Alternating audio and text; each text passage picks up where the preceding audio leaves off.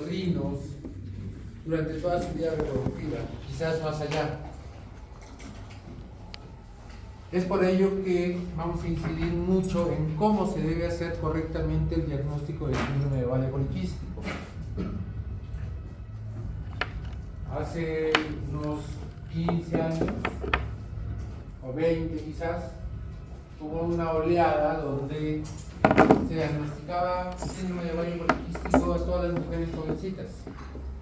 Bastaba que tuvieran 2 o 3 meses sin menstruación, les hacían una ecografía y les decían que tenía ovario poliquístico y le daban tratamiento. Claro, el tratamiento causaba mejoría porque es muy parecido al de otros tipos de amenorrea. Pero decir realmente que una paciente tiene síndrome de ovario poliquístico implica una serie de trastornos muy complejos. Y para poder entender esto, yo le he pedido a sus compañeros que revisen la fisiopatología de esta enfermedad. Quiero que vean cómo esta enfermedad no solamente es un trastorno que va a producir anovulación. Quiero que vean cómo se alteran las gonadotrofinas, cómo es que este va a influir en una de las principales, llamémoslo, mecanismos importantes en las complicaciones del síndrome de ovario poliquístico, como es la resistencia a la insulina. Entonces aprendamos un poquito de eso. Muy bien, jóvenes. Pasen adelante. Tienen 25 minutos. No prende, doctor. ¿No prende? Tendrán que ponerle acá. ¿Qué voy a hacer? ¿O nos vamos al otro lado? Si no, señor delegado, pues tiene que prenderlo, porque si no, no vamos a poder hacer la clase. ¿Con un control? Si no, vayan viendo la posibilidad de que abran la otra aula. ¿Verdad? Todavía no se vayan. No se mueva.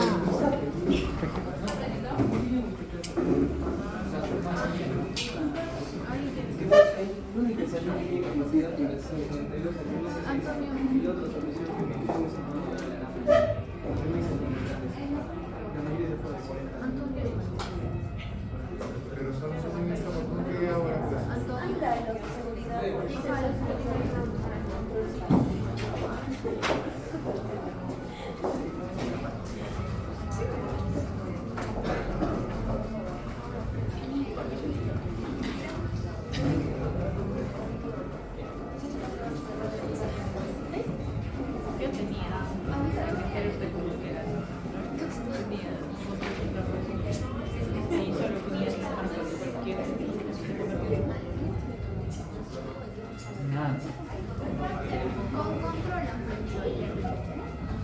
El Freddy tiene. Ahora, atrás, debajo de esto, dice como hay algo. Oye,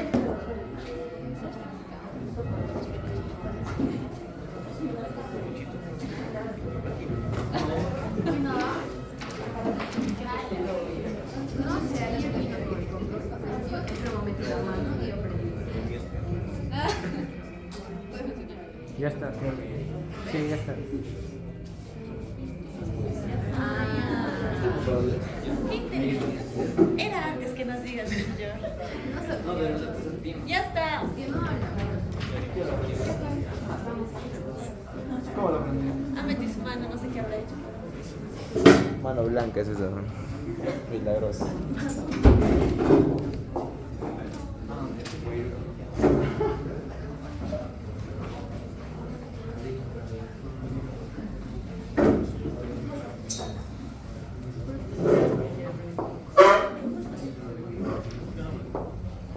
Presiona el bordecito.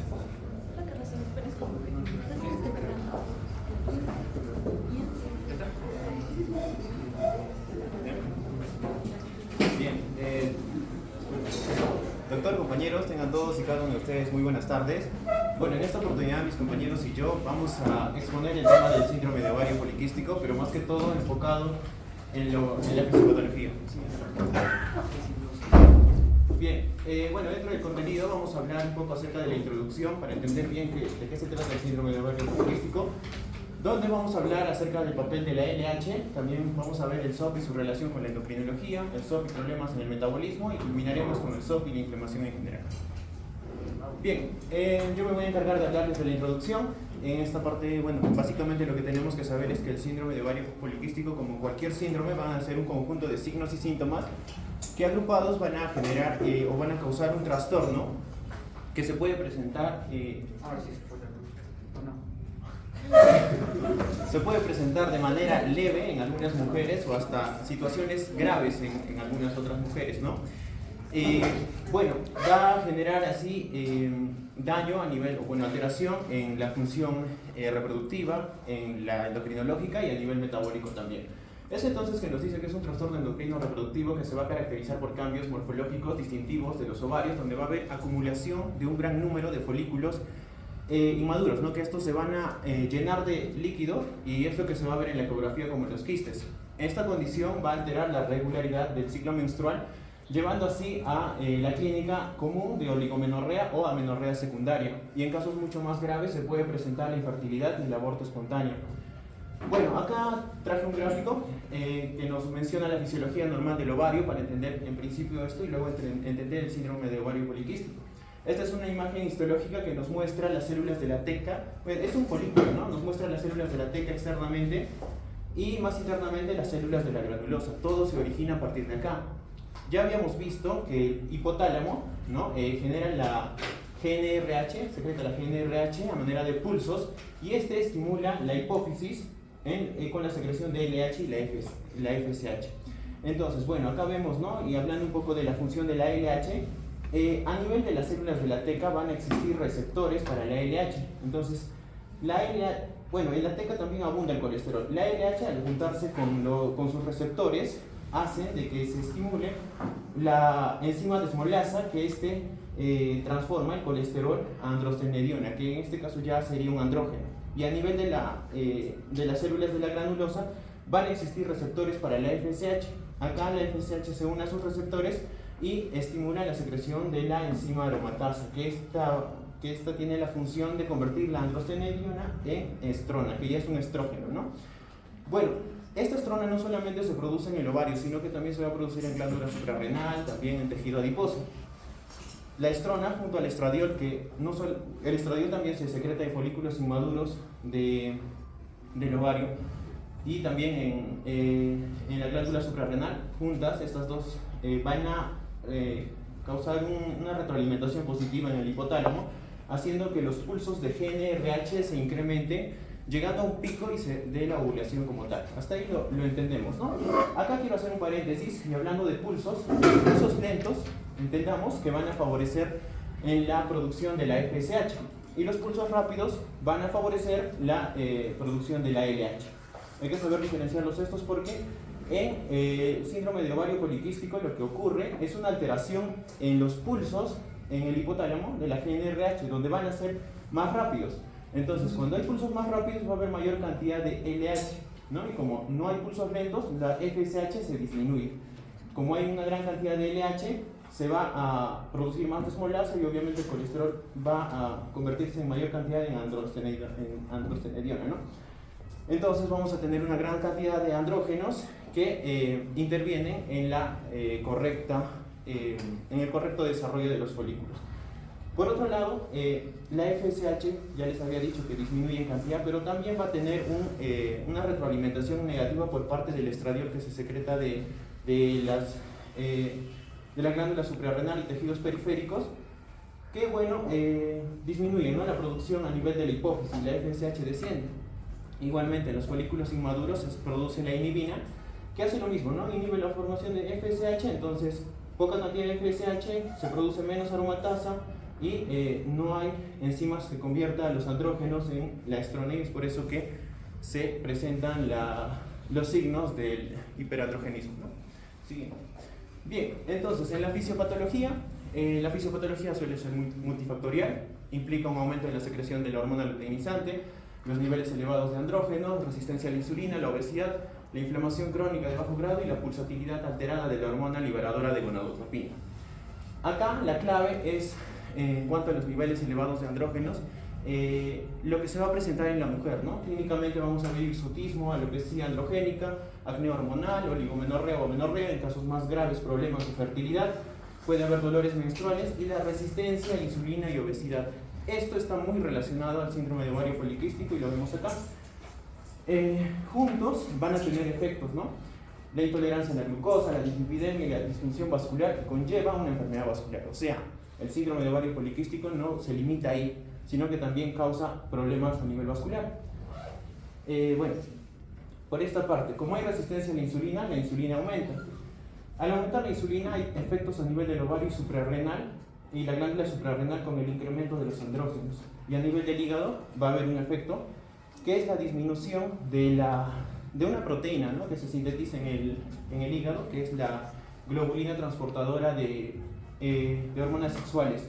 Al disminuir esta proteína también incrementa los andrógenos y esto conlleva a la anovulación, la esterilidad y el hirsutismo, complicando así el síndrome de ovario poliquístico. Y bien, para terminar bueno, es mi parte, ¿no? Esta parte es una imagen que es un resumen en sí de todo lo que van a hablar mis compañeros también, pero lo único que quiero mencionar es cómo es que están relacionados, ¿no? Ya les había dicho, acá teníamos el ovario poliquístico, un ovario normal y el ciclo que se da, ¿no?, en la ovulación. Hay una alteración endocrinológica, puede haber esta ruta también que es en la alteración metabólica, donde hay resistencia a la insulina que nos lleva a lo que les mencionaba. En el hígado hay una disminución de la producción de la globulina transportadora de hormonas sexuales y eso aumenta los niveles de andrógenos, ¿no? Y puede alterar el eje también. Y en la inflamatoria, esto, bueno, las interleucinas, ¿no?, lo que hacen es exacerbar la alteración metabólica y de esa manera también llegan a lo mismo, el incremento de los andrógenos y puede generar también alteraciones. Están bien relacionadas, pero ya cada uno de estos lo van a hablar mejor mis compañeros. Bueno, ya se mencionó un poco acerca del eje, ¿no?, en lo que mi compañero yo les estaba mencionando. Ahora yo voy a ser más preciso y voy a puntualizar algunas cosas. Ya les mencionó, ¿no?, de que hay una alteración en las pulsaciones de GnRH. Esto no se sabe la causa, puede ser genética, metabólica, hormonal, entre otras muchas cosas más.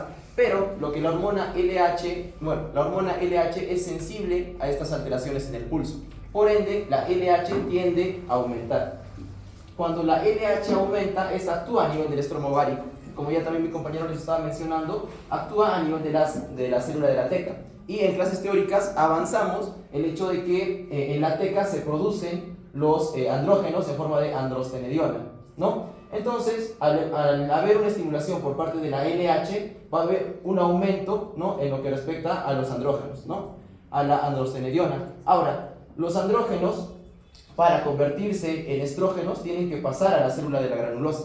Y en la célula de la granulosa, por estímulo de la FSH y su enzima aromatasa, se convierten en estrona o en estradiol, ¿sí? Entonces, acá digamos un punto importante es la vía, ¿no?, de la aromatasa, que la aromatasa, ¿no?, convierte los andrógenos en estradiol. Pero también hay otra vía, que es la vía en la que la androstenediona se convierte en estrona. Y esto no es por medio de la aromatasa, sino por medio de la grasa periférica, ¿ya? Entonces, este punto también lo van a tocar a mayor profundidad.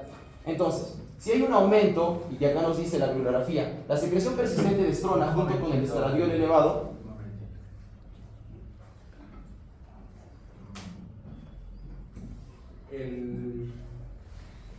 lo que tú has mencionado es la conversión periférica de estrógenos, ¿ya?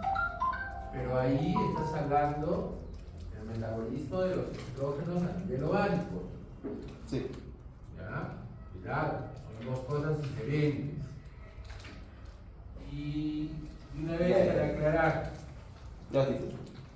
¿se produce andrógenos más de lo debido? Sí, doctor, por la estimulación de la LH, porque esta aumenta, entonces las células de la teca también producen andrógenos. La producción de andrógenos es igual. Lo que no hay es la conversión a estrógenos. Por eso es que hay una sobreproducción de andrógenos. ¿Ya? Eso para aclarar un poquito. Continúo. Ok, doctor. Entonces, después de la aclaración, la bibliografía nos menciona: la secreción persistente de estrona junto con el estradiol elevado da una mayor secreción de LH. Entonces, al haber una mayor secreción de LH, esta no presenta fluctuaciones cíclicas. Y en clases teóricas avanzamos, ¿no? El hecho de que para que se produzca una ovulación tiene que haber picos de LH. Entonces, en el síndrome de ovario poliquístico no hay estos picos de LH, por ende se genera la anovulación.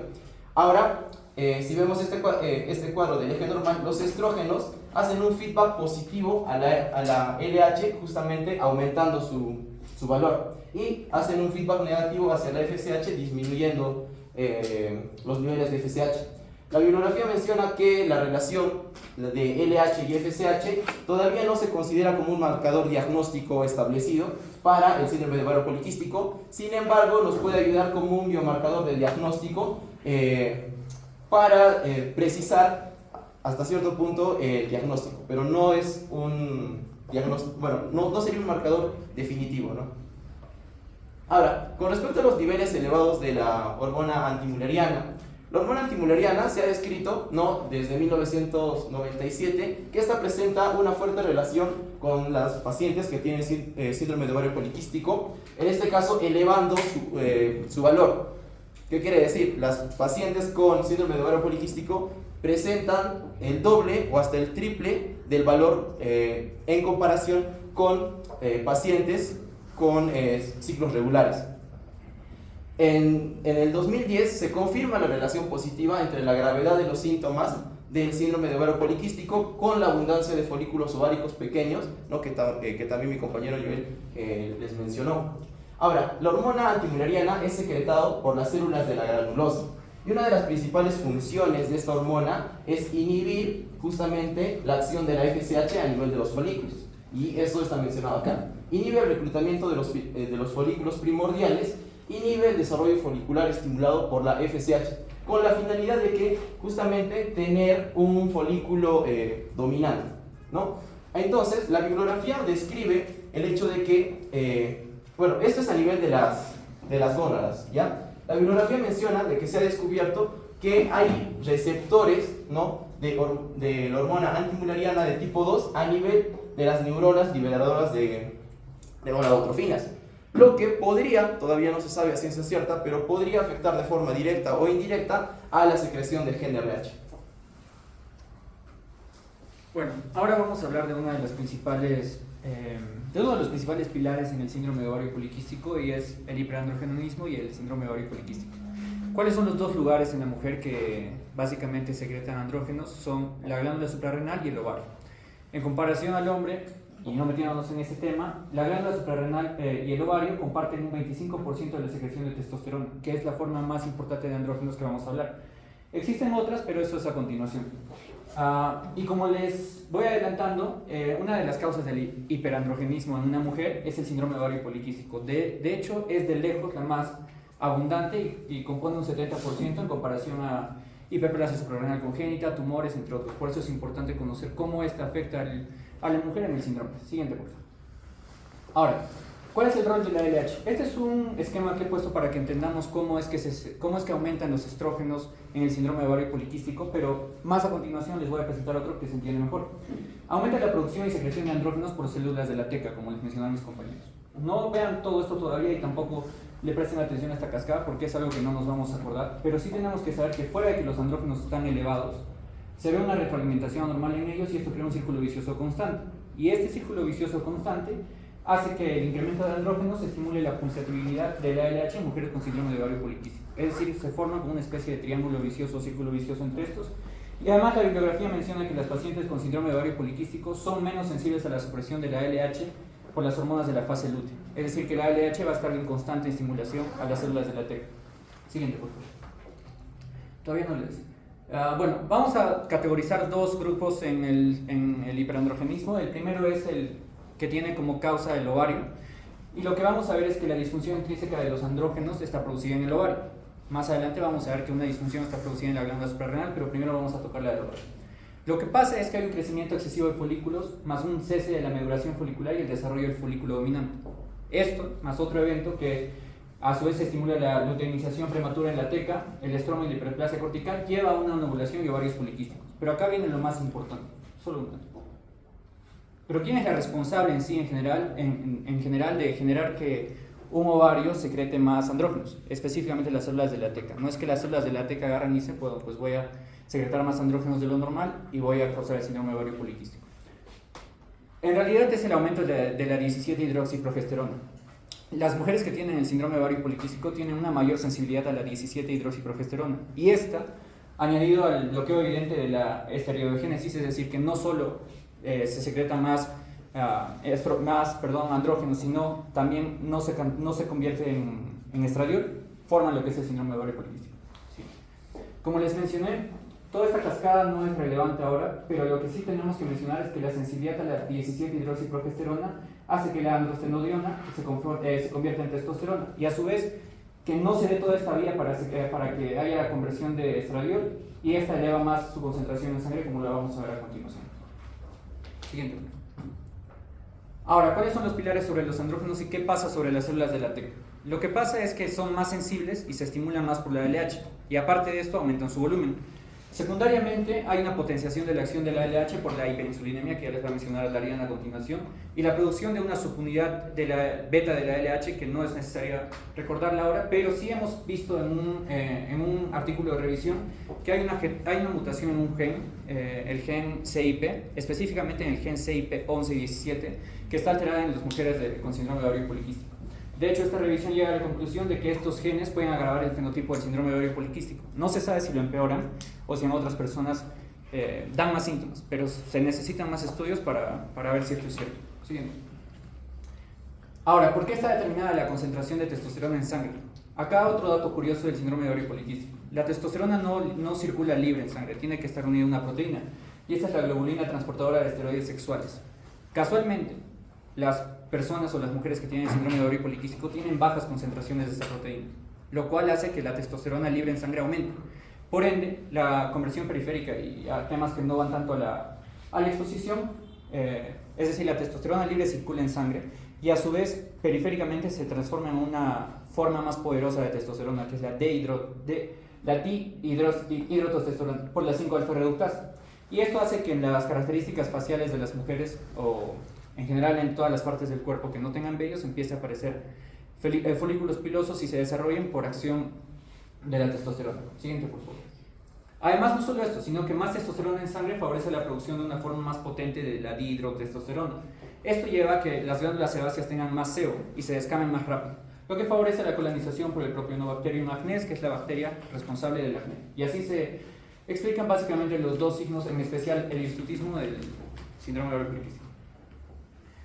Bueno, esta es otra conclusión que hemos sacado de un artículo. Es todo un esquema que ya lo puse para que ustedes vean, pero también se ha descubierto que el incremento de la testosterona lleva a la interrupción del ciclo estral, un aumento en la incidencia de los folículos centrales atrésicos y el desarrollo folicular anormal. Siguiente.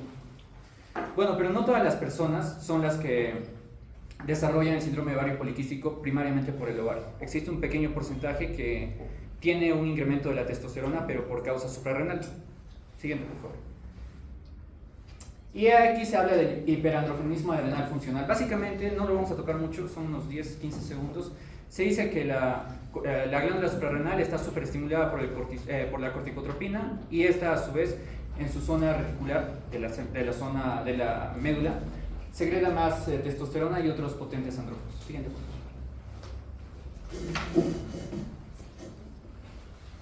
Ya. Ahora hablando sobre el síndrome ovario poliquístico y el metabolismo. Cuando hablamos de síndrome ovario poliquístico, vamos a ver que la principal disfunción metabólica vendría a ser la resistencia a la insulina. Sin embargo, esta resistencia a la insulina no se va a presentar en todos los casos de SOP, solo se va a presentar en un 50 o un 70% de casos, y este va a agravar ya toda la bioquímica que ya explicaron mis compañeros. Entonces, recordando un poco, ¿no?, sobre la insulina, vamos a ver que la insulina vendría a ser como una llave que va a permitir el paso de la glucosa hacia el interior de la célula. Sin embargo, aún no hay una causa desconocida sobre del por qué la resistencia a la insulina. Más se dice que es porque hay una variación genética en el receptor de insulina en las células. Entonces, no va a haber un correcto paso de glucosa hacia el interior de la célula. Entonces lo que va a hacer las células pancreáticas, las células beta del páncreas, va a ser un mecanismo compensatorio, va a tratar de regular esa homeostasis de la glucosa en sangre y va a producir más insulina.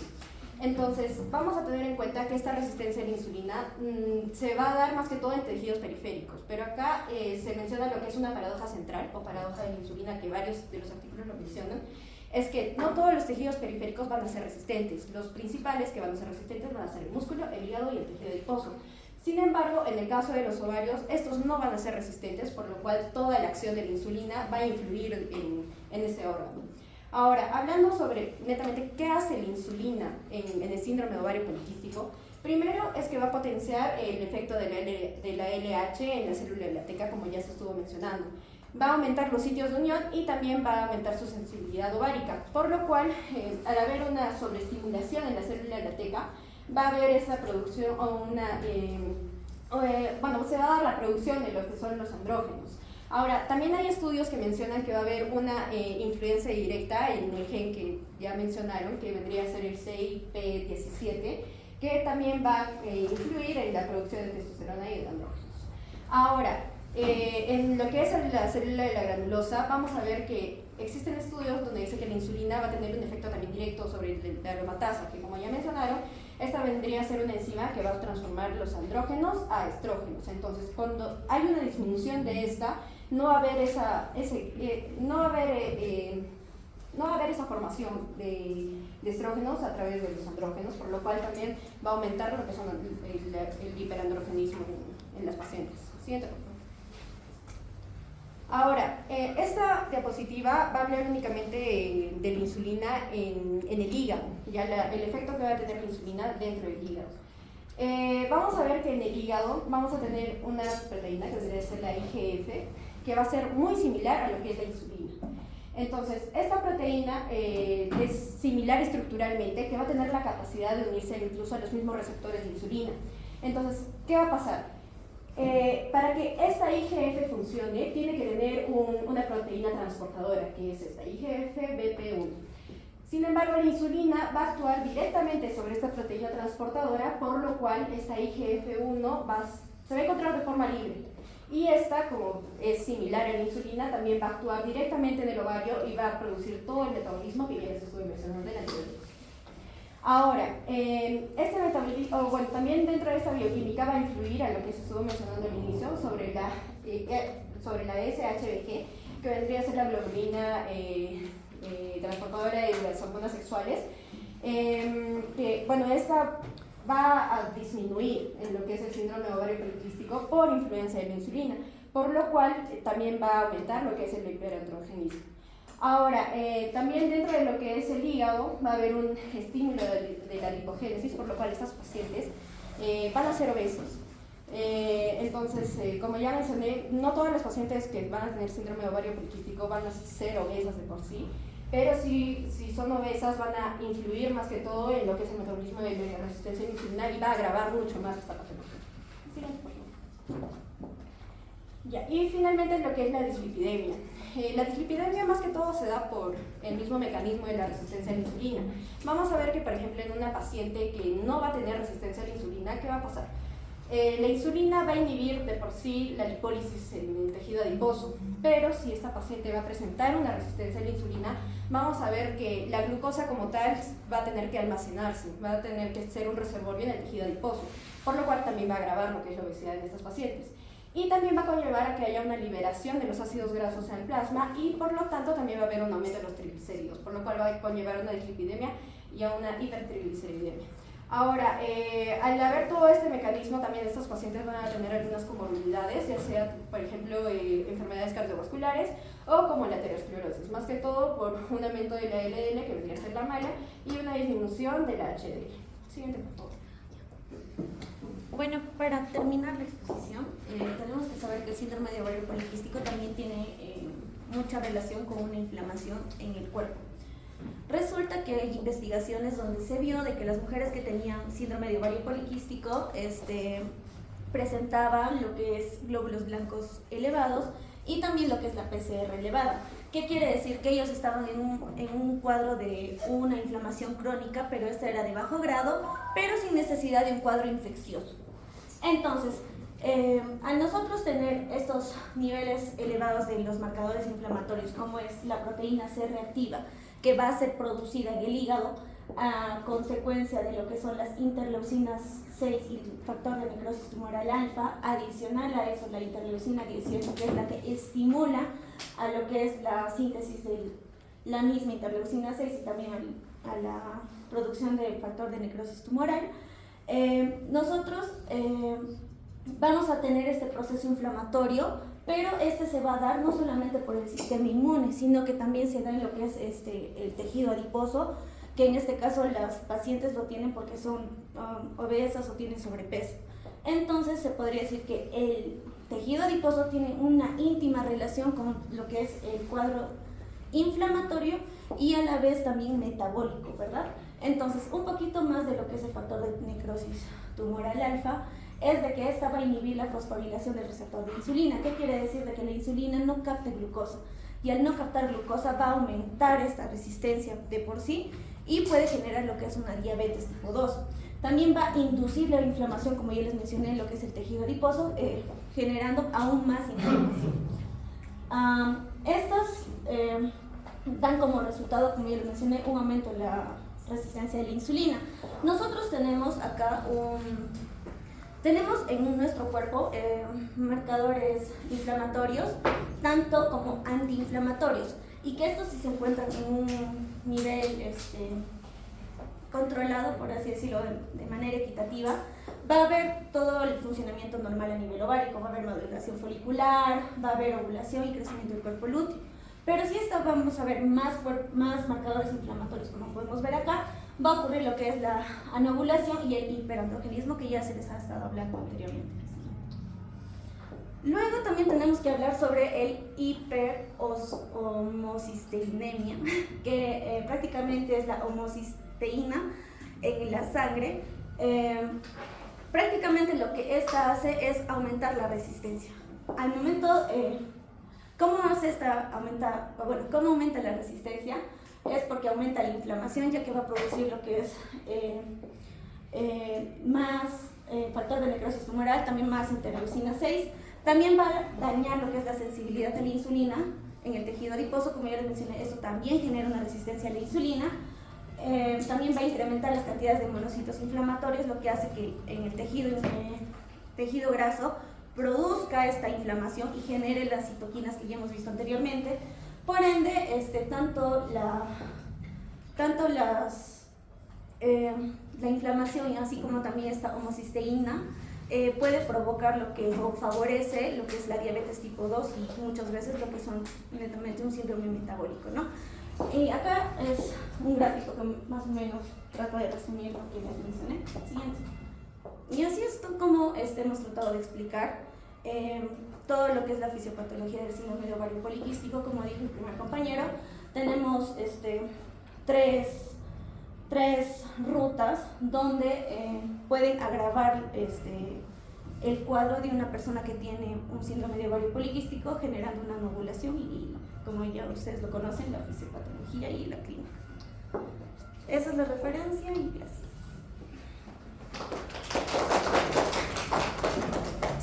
También pasen adelante. Es una buena exposición. La primera que gustó se han exportado. Tiene pequeños errores, pero vamos a lo vamos a hablar cuando terminemos la clase. ¿Preguntas? Adelante, doctor. Buenas tardes. ¿Consideran importante un tratamiento antiinflamatorio en el manejo de eso? Sí, de hecho hay estudios que se mencionan dentro de este mismo artículo, donde dicen, como hay un proceso inflamatorio, tal vez no dar antiinflamatorios como los conocemos, pero sí un tratamiento que evite esta inflamación es primero lo que es dieta, ejercicio y también incluso el uso de la metformina, que evita que se mantenga este proceso inflamatorio en estos pacientes. Sí, si bien es cierto, antes el pilar eran anticonceptivos orales y ese concepto está cambiando porque ahora, si Si bien sé que nuestro tema no es el tratamiento solo de fisiopatología, ahora está más enfocado en medidas generales como tratar el sobrepeso y disminuir el índice de masa corporal, y así también disminuir la inflamación periférica. La metformina no es para tratamiento inflamatorio. No, pero lo mencionan dentro de... Claro. Es que la metformina es un sensibilizante de la insulina. ¿Ya? Y al tú dar metformina disminuyes los niveles de insulina y de esa manera evitas que aparezca el proceso inflamatorio. Que no es otra cosa que una más de las respuestas del síndrome metabólico. ¿Ya? ¿Por qué? Porque en el síndrome metabólico se ha producido una alteración que se llama disfunción endotelial, que ustedes lo van a ver o lo han visto cuando han hablado, por ejemplo, de hipertensión arterial, de aterosclerosis, y ven cómo se altera el mecanismo del endotelio de los vasos, ¿no? Sí, doctora. Ya chicos, ¿hay alguna explicación en la fisiopatología por la cual en una paciente que tiene SOP se produzca lo que es un sangrado que produzca anemia? De hecho, uno de los síntomas del síndrome ovario poliquístico, y es a la cabeza una de las causas más frecuentes pueden ser dos, o generalmente no tienen sangrado, o cuando hay desbalance muy notorio hay mucho sangrado, pero uno que produzca anemia tendría que ser como una causa más agravante de fondo, no generalmente, no será generalmente por esto. No, como... A ver, ¿qué ilustra?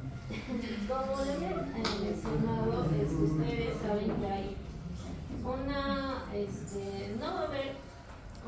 no va a haber progesterona, ya que la FSH que hace que se produzca, que se madure el folículo y mediante esto se también haya la progesterona, entonces no va a haber eso.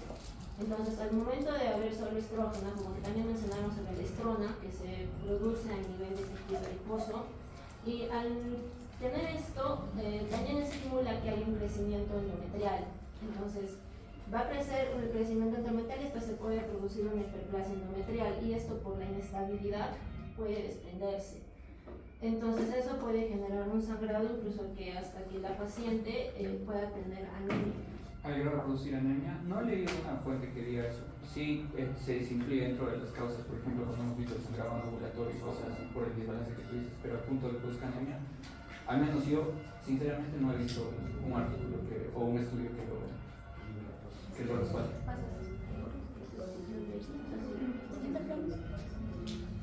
Muy bien, es cierto lo que dice la doctora. Y eso lo hemos revisado cuando hemos hecho sangrado uterino normal, y hemos visto que entre las hemorragias anovulatorias está justamente el síndrome ovario poliquístico. Pero también es cierto lo que dice el doctor. No sé si llega a producir anemia, porque el síntoma más frecuente del síndrome ovario poliquístico es la amenorrea, pero sí está escrito que puede producir hemorragia. ¿Y por qué se produce? Cuando los periodos de amenorrea son muy largos. Entonces sí crece el endometrio, y ya les dije que había dos tipos de desprendimiento del endometrio, uno que podía ser ovulatorio y uno que podía ser anovulatorio.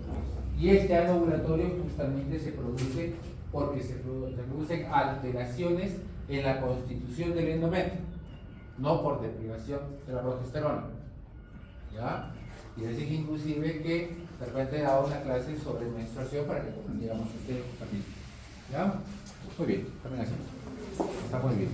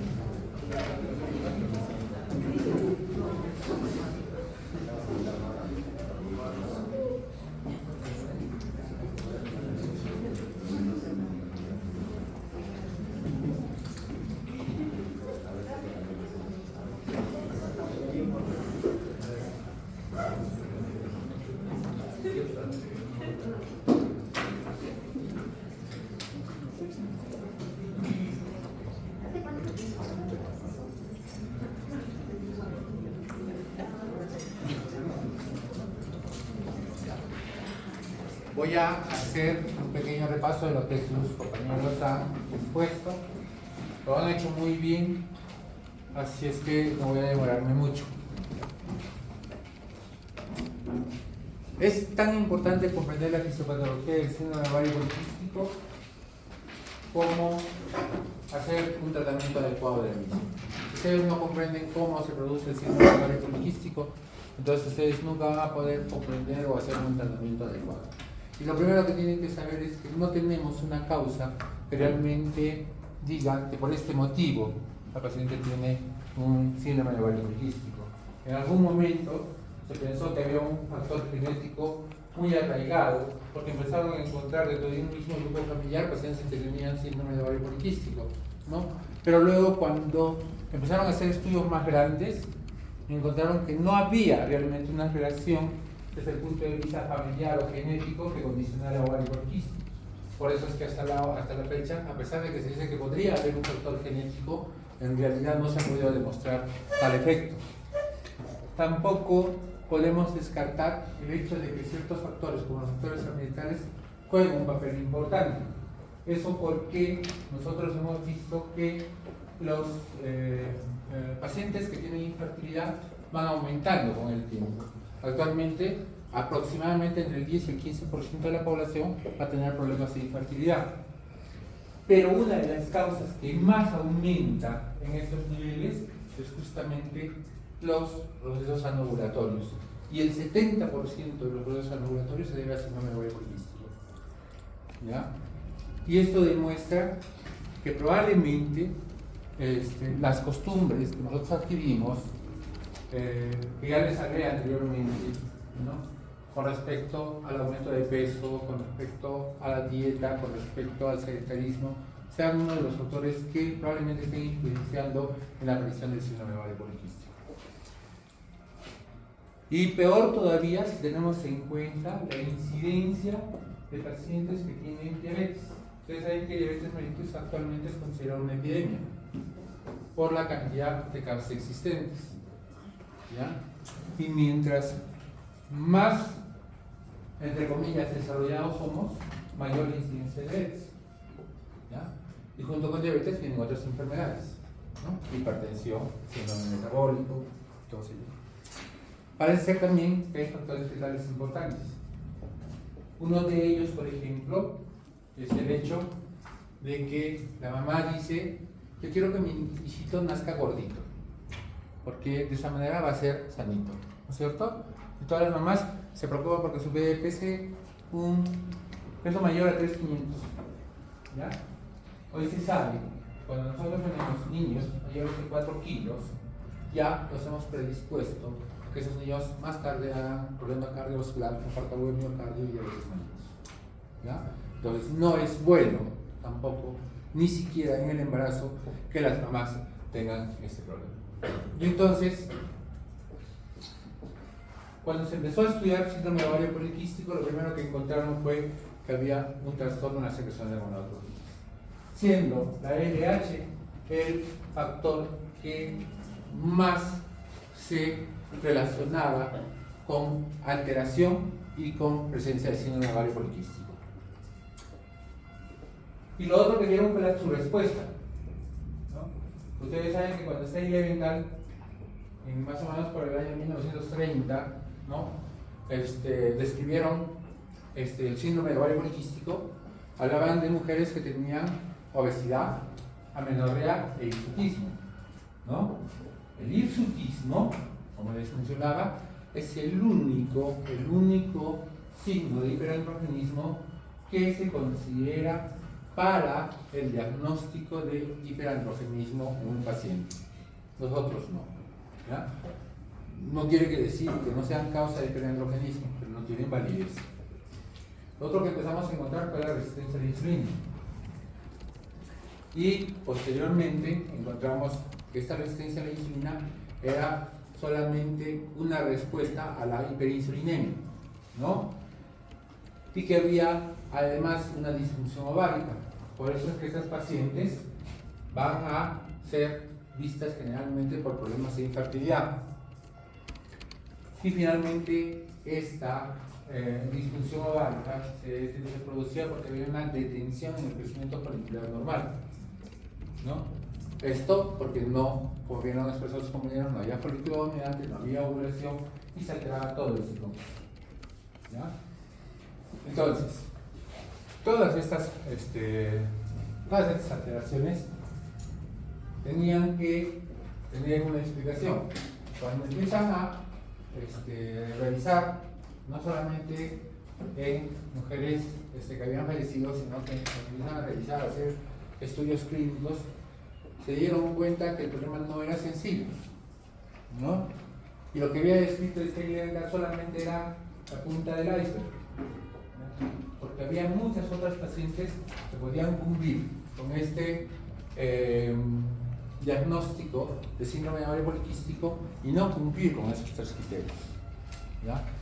Entonces empezaron a estudiar y lo que encontraron fue lo que les mencionaba, una alteración a nivel de las gonadotrofinas a predominio del LH, ¿ya? Y por eso también lo mencionaron sus compañeros, que si nosotros usamos LH y FSH, vamos a encontrar un marcado aumento a predominio del LH, ¿no? Que es la principal alteración. Es cierto, aún no se considera como criterio para hacer diagnóstico de síndrome de ovario poliquístico, pero sí me sirve a mí para saber qué otras alteraciones podría yo encontrar en mi paciente. Ahora, este predominio de la LH va a producir, o se va a traducir, si ustedes quieren, básicamente en un aumento de la producción de andrógenos. Pero les vuelvo a repetir, no es en realidad que hay una gran crecimiento en pulmón, que hay una gran producción de andrógenos. Lo que pasa es que nosotros hemos estudiado y hemos visto que los andrógenos producidos en las células de la teca deben después pasar a las células de la granulosa para su conversión a estrógenos. Este proceso no se da, bien sea porque yo en las células de la teca no tengo la producción de andrógenos, ¿no? Pero con receptor de LH, ¿sí? La FSH tampoco no es que no se deja de producir, sí se produce, pero en un nivel mucho más bajo. Por eso es que hay producción de estrógenos y por eso es que hay crecimiento endometrial. No tanto para que se produzca siempre la menstruación cada mes, pero sí va creciendo, por eso es que crece el endometrio, ¿ya? Pero este paso, ¿ya? Cuando el andrógeno llega a la célula de la granulosa y tiene que convertirse en estrógeno, principalmente estradiol, ¿ya? No estrona, estrona en la periferia, ¿ya? En el tejido graso. Acá es estriol o estradiol, principalmente estradiol, ¿ya?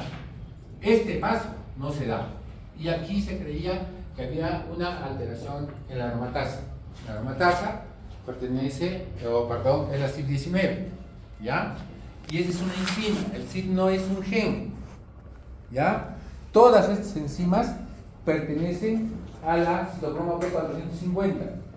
Existen más de 200 o 300, no sé exactamente el número de enzimas de este tipo, y dependiendo del tejido cumplen funciones diferentes.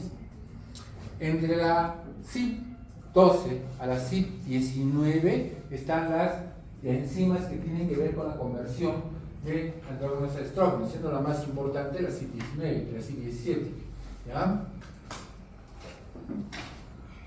Entonces, una vez que comprendemos aquello y vemos que se altera la producción de estrógenos porque no hay conversión de estrógenos, yo ¿qué voy a encontrar? Que los andrógenos empiezan a incrementarse, ¿ya?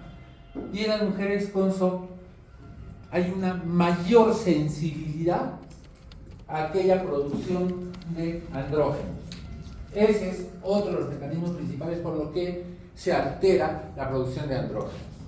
Mientras que en una mujer normal, digamos, la producción de andrógenos, si quisiéramos hacer una metáfora, es como 1, en las mujeres con síndrome de ovario poliquístico es como 10.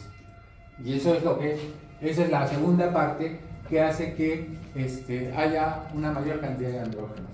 Pero ¿cómo se traduce esto? Nuevamente se produce un círculo vicioso. ¿Y cuál es el círculo vicioso? Que yo, a través de esto, voy a incrementar los pulsos de LH. Y que han visto con la exposición de sus compañeros que cuando se empieza a aumentar la pulsatividad, se favorece la producción de LH. Y eso es lo que va a pasar. Y esto, ahí está, produce un aumento en la frecuencia y amplitud de los pulsos secretorios. Para colmo de males, vean, hay una retroalimentación anormal de los esteroides sexuales. También lo han expuesto el primer expositor que lo puso ahí. Y entonces, los factores de retroalimentación negativa y positiva están alterados en este tipo de pacientes. Y por último, lo que voy a decir es que los pacientes con SOP son menos sensibles a la supresión del LH. O sea, por todo lado, pegados. ¿Ya? Por todo lado, ¿ah? En el eje, en el ovario, en las suprarrenales, en el tejido adiposo. ¿Ya? Bien. Luego de esto, empieza a aparecer la insulina, pero aún no sabemos cuál es su papel, aún no sabemos cuál es su rol. Y entonces empiezan a ver que cuando se producían muchos andrógenos, el ovario no funcionaba bien. Pero, ¿qué significaba no funcionar bien? Uno, que había un crecimiento folicular y que aparentemente ese crecimiento folicular se detenía en algún momento.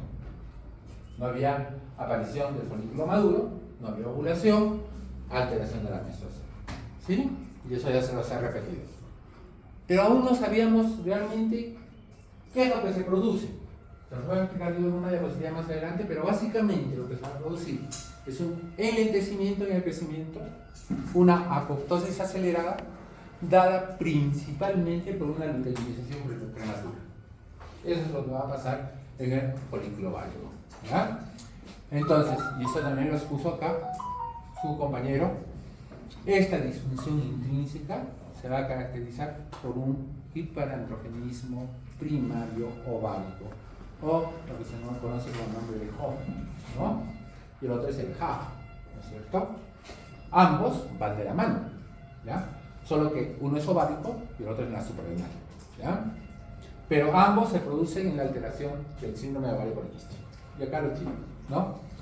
El hiperandrogenismo primario funcional ovárico va a producir muchos folículos que de repente no deberían crecer, o que de repente sí, porque el reclutamiento ya les dije que se producía antes.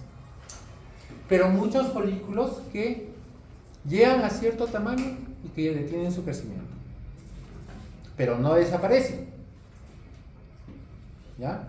¿Y qué tenía que producir la desaparición de los dos folículos? Pues básicamente un proceso de atresia folicular por disminución de estrógenos, en el cual hay una disminución de los receptores, pero habiendo un folículo maduro. ¿Recuerdan? Bien, esto no se da. Tengo varios folículos, pero que no desaparecen. Persisten. ¿Ya?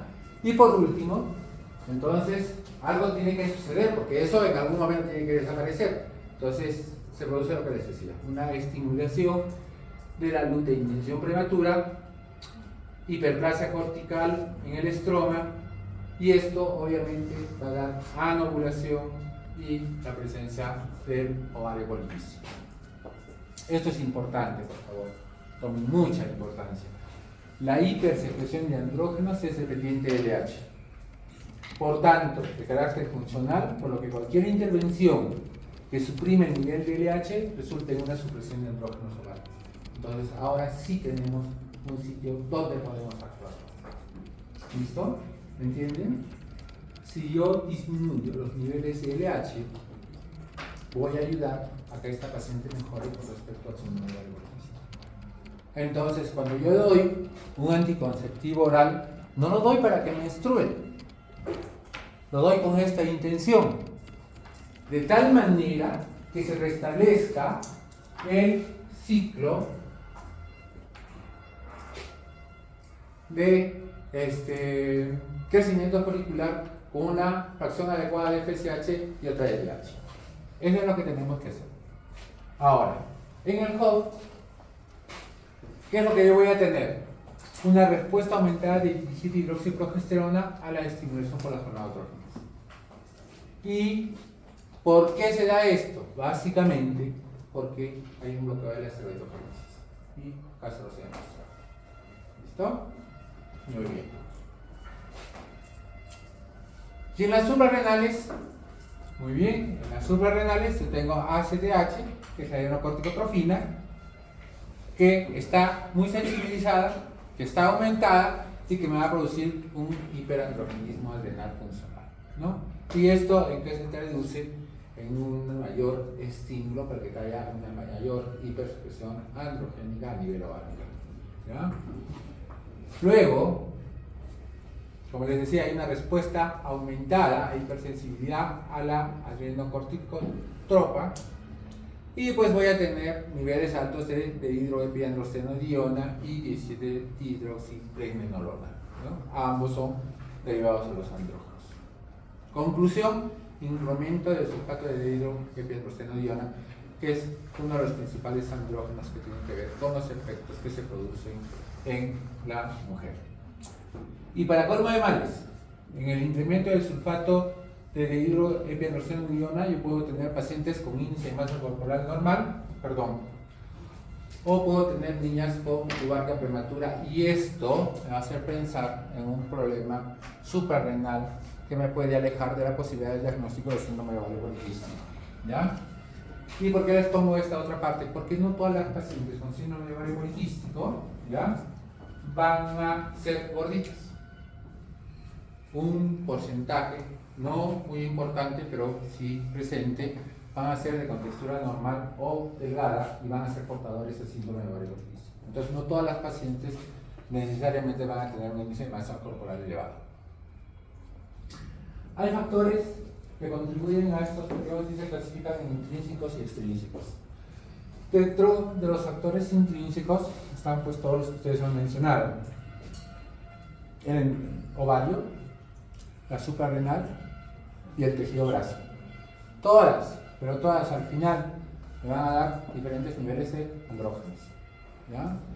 Y siendo estos cuatro los principales andrógenos que tienen que ver con los cambios propios del hiperandrogenismo en la mujer con síndrome de ovario poliquístico. Lo cierto es que todos estos contribuyen a aumentar los niveles de andrógenos en la mujer.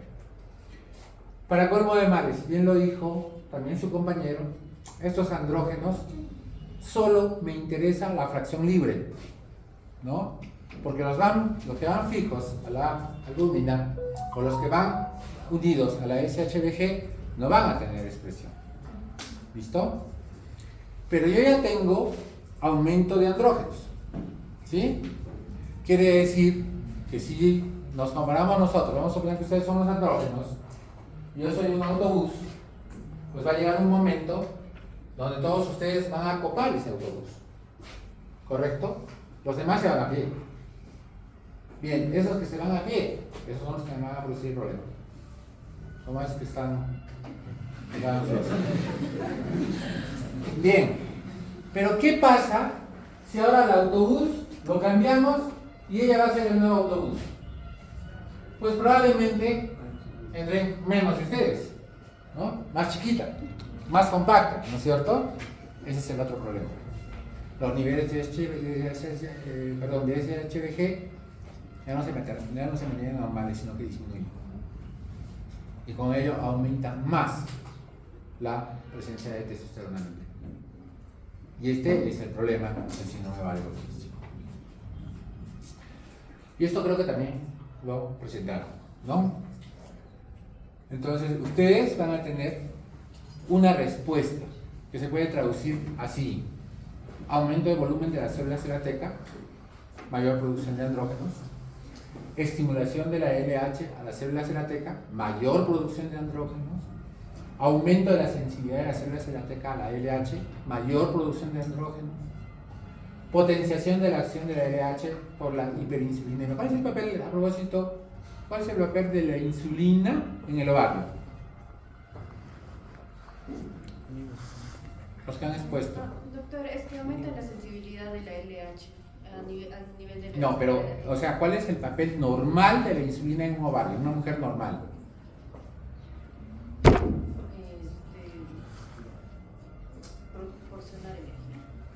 No, como que energía, no. Estimula la ovulación.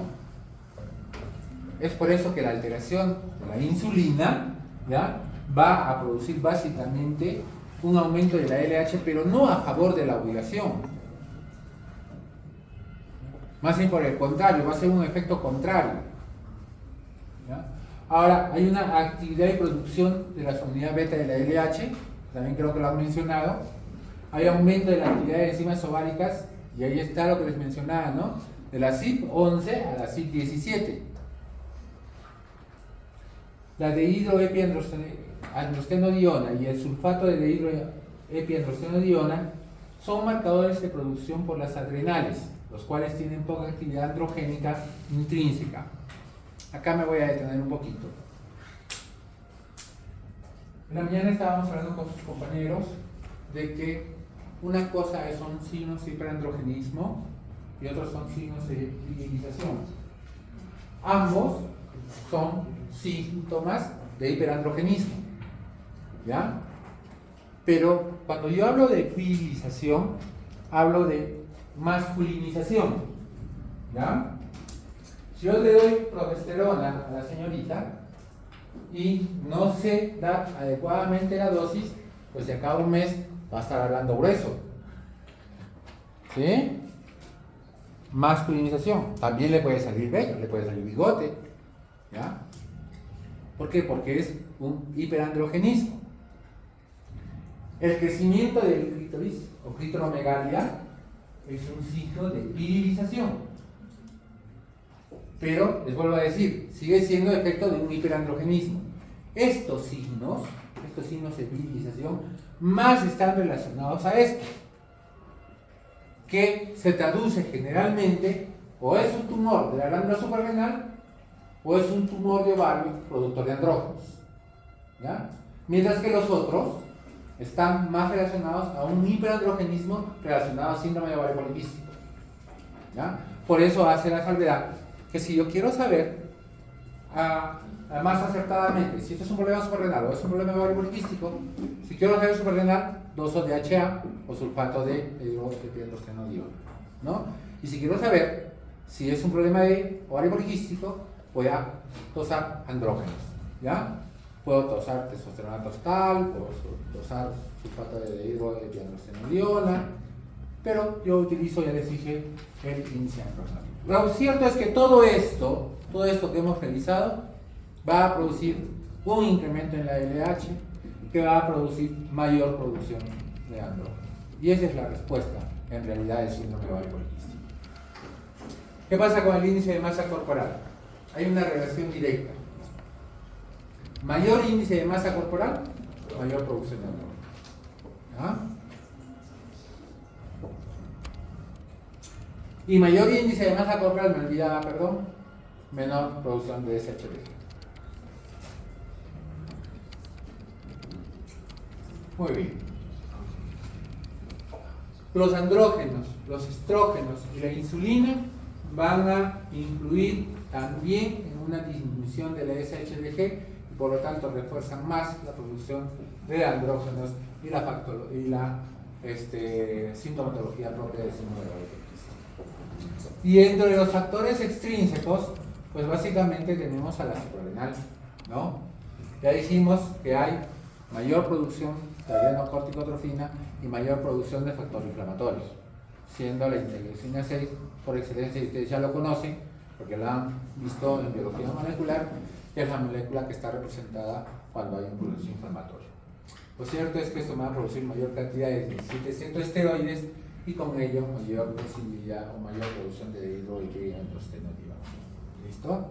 La insulina, ¿ya?, va a tener un doble efecto, ¿ya?, que va a estar dada en el ovario por la alteración esta que yo les decía que tenía normalmente en el proceso del crecimiento folicular para la ovulación. Pues esto se va a alterar y va a condicionar mayor hiperandrogenemia y mayor trastorno ovulatorio. La vía de señalización de la producción de estrógenos a través del ovario no se va a dar y no hay control de ovulación. Y esto, además, si tenemos en cuenta que la insulina se empieza a elevar produce hiperinsulinemia como respuesta a un síndrome de resistencia a la insulina, se sigue produciendo mayores andrógenos, mayor trastorno ovulatorio y respuesta inflamatoria en el organismo. Esto también ya lo han explicado, ¿ya? No voy a decir de más, solamente quizás fijar que en el ovario yo tengo receptores para la insulina y que tengo receptores para el factor de crecimiento similar a la insulina tipo 1, ¿ya? Ambos en las pacientes con obesidad, pues yo tengo que saber que se sabe que el tejido adiposo tiene más de 100 factores que tienen que ver con trastorno inflamatorio, que tienen que ver con trastorno hormonal, que tienen que ver con alteraciones del endotelio, ¿ya? Todo esto tiene obviamente una función regulatoria metabólica y que se altera en las pacientes obesas, ¿ya? Principalmente por la producción de esas adipoquinas, ¿ya? Que son citoquinas que tienen que ver o que pertenecen a la familia del factor de necrosis tumoral alfa, ¿no? Los cuales van a favorecer obviamente la resistencia a la insulina, ¿no? Al producirse mayor resistencia a la insulina, pues yo tengo que el efecto de la insulina normal que se producía sigue alterándose más y me va a condicionar una serie de alteraciones, principalmente a nivel del hígado, que se va a traducir por un síndrome metabólico. Entonces, cuando nosotros hablamos de disfunción ovulatoria, nosotros sabemos, o de acuerdo a lo que les he explicado, me habrán entendido que hay un problema en la detención del crecimiento, ¿no? Que una de las características es que aparezca líquido en el folículo antes de tiempo, ¿no? Y que obviamente yo tengo una apoptosis y una atresia folicular alterada. ¿Listo? Esto ya se los he explicado, ya no me voy a detener acá, voy a avanzar un poquito. Saber que al final el folículo lo que hace es una resistencia folicular, que está dada básicamente porque los receptores de FSH no se han producido como tenían que haberse producido. ¿Por qué? Porque la FSH no se está produciendo en la cantidad suficiente. Que voy a tener más nivel de andrógenos, porque no tengo conversión esteroidea. Saber que el factor del FSH9, que es el factor de crecimiento diferencial y que tiene que ver mucho con el crecimiento folicular y que pertenece también, pertenece al factor de crecimiento transformante beta, a la misma familia, ¿ya? Está disminuido y que la hormona antimuleriana está aumentada, ¿no? Y ya lo han explicado también sus compañeros por qué la hormona antimuleriana está aumentada. ¿Han comprendido esa parte? No. ¿Por qué está aumentada la hormona antimuleriana? ¿Quién expuso? ¿Por qué? Porque justamente hay mayor producción de folículos, hay mayor número de mayor número de folículos pequeños que generan justamente aumento de la hormona. Eso es, ¿ya? Cuando yo hago diagnóstico de infertilidad en una paciente mujer mayor de 40 años, lo primero que le pido son dos cosas: frecuencia folicular por ecografía al tercer día y dosaje de hormona antimuleriana. El nivel mínimo de hormona antimuleriana es 3 para algunos laboratorios o de 5, ¿ya? Cuando viene menos de 3, yo digo, el recuento de hormona antimuleriana está muy bajo, indica bajo nivel de reserva ovárica. ¿Ya? ¿Me puede entender? Entonces lo que dice el doctor es correcto. ¿Por qué aumenta la hormona antimuleriana? Porque tengo varios folículos que están en crecimiento. ¿Listo? Muy bien. Bueno, si sirve de algo, lo cierto es que la funcionalidad de las células en la granulosa, en estos folículos, está intacta. El problema no está en la granulosa, está en la teca. ¿Sí? Y lo dice acá, ¿no?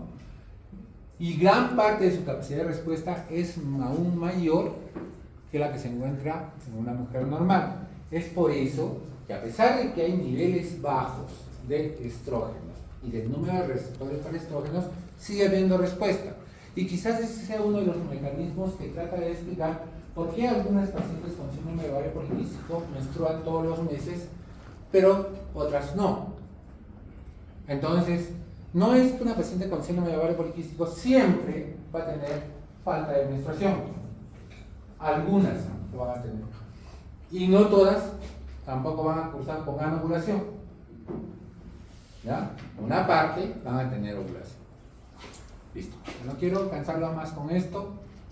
Esto sí me interesa porque es la forma como trato de explicarles a ustedes que síndrome de ovario poliquístico no es solamente anovulación e infertilidad.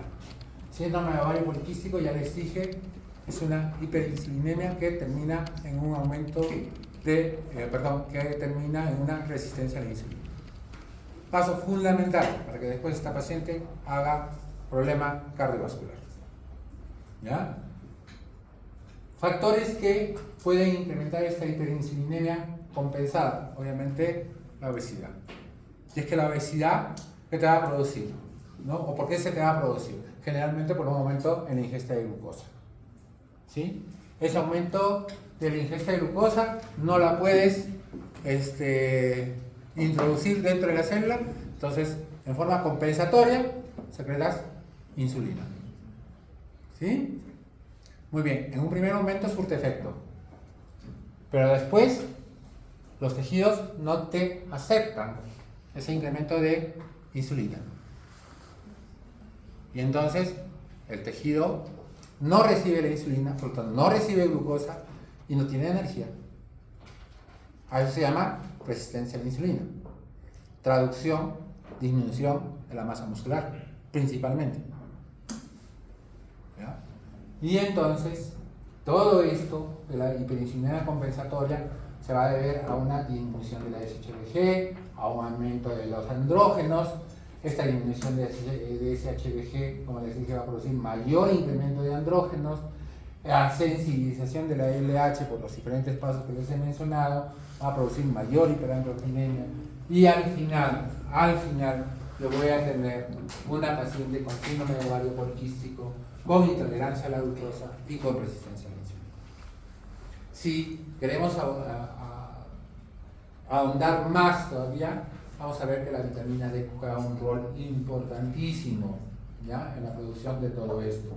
Y se cree que la deficiencia de vitamina D es uno de los factores principales que condiciona síndrome metabólico, diabetes mellitus, y esto quizás se deba a una alteración en la metabolización del exceso de ácidos grasos, ¿ya?, lo que condiciona todavía mayor síndrome de ovario poliquístico. En conclusión, si tenemos que llegar a conclusiones, el principal problema se da a nivel de la LH, en la cual hay modificación de los pulsos por su mayor amplitud y su mayor frecuencia de aparición. La segunda conclusión: si bien hay una deficiencia relativa de FSH, ¿ya?, la testosterona es aromatizada en forma incompleta, y eso se los he expresado cuando he empezado la clase y cuando le he dicho a su compañero que no es así, ¿ya? Tercero, el aumento en la actividad de las enzimas esteroidogénicas y los factores locales que modulan la esteroidogénesis en el síndrome de ovario poliquístico contribuyen al aumento de la producción de andrógenos. Cuarto, el aumento de la producción de andrógenos suprarrenales también puede estar presente en el síndrome de ovario poliquístico. Y por último, el desarrollo normal del folículo es una característica cardinal de la mujer con SOP. Sin embargo, los mecanismos responsables de esta alteración aún no están completamente dilucidados.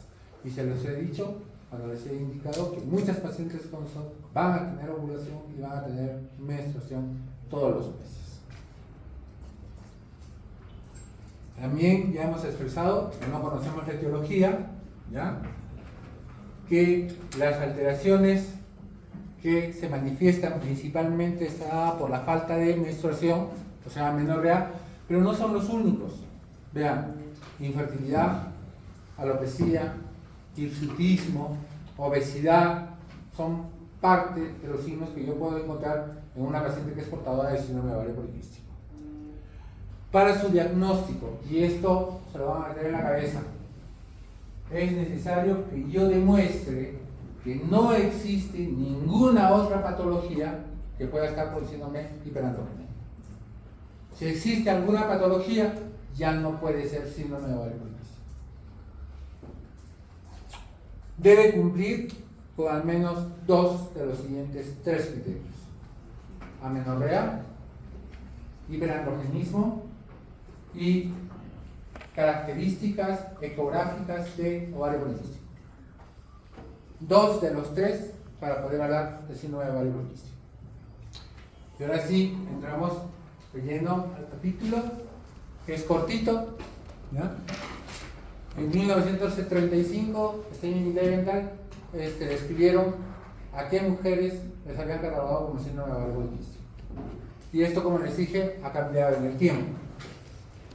Hubo mucho tiempo en el cual todos nos guiábamos por esta triada. Es más, yo todavía cuando he sido estudiante he estudiado esta triada en semiología, en endocrinología, ¿ya? Pero en el año de 1990 se reúnen los expertos y en Estados Unidos, en el NIH, el Instituto Nacional de Salud, estos expertos dicen: vamos a establecer mejores criterios para decir qué pacientes son aquellas que tienen que ser catalogadas como ovario poliquístico.